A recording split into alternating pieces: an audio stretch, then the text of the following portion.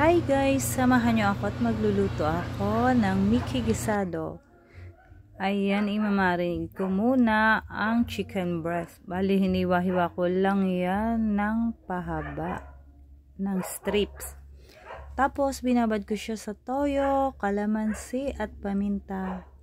Ayun guys, medyo buo-buo pa nga ang paminta. Wala na pala akong durog na paminta.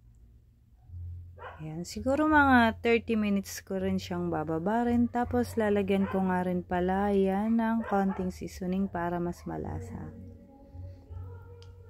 At ayan, medyo may background pa tayo ng video. Okay. Maingay-ingay at maingay din ang alaga ng mga kapitbahay. Hiniwa ko na nga pala ang mga panimpla, ang kikiam, carrots, bell pepper, onion leaves, at ang garlic at white onion.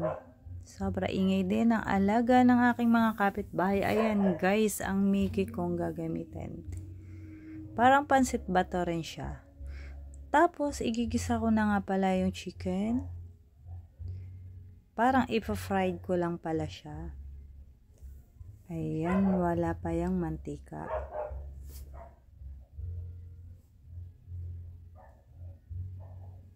Tapos, pagsasama-samahin ko na lahat ng sangkap.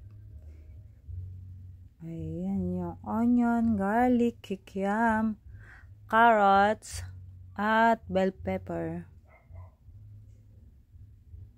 Ayan. O, diba? Maganda ang background.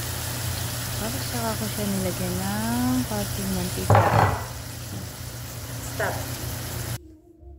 Lagay ko na rin ang chicken cubes at 2 oyster sauce.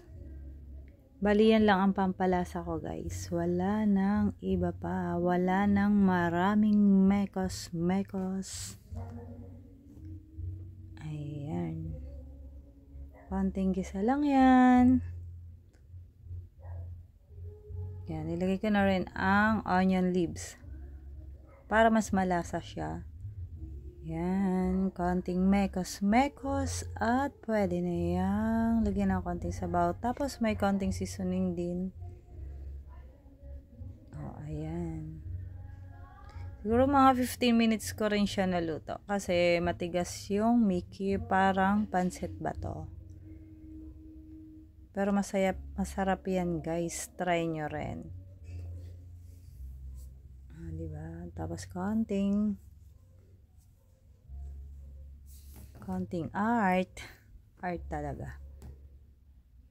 Ang onion leaves. Pero mas mabango kasi pag may onion leaves talaga. Ayan. At mas masarap din yung may konting sarsa. Pwede na yang i-serve. Tara guys, kain.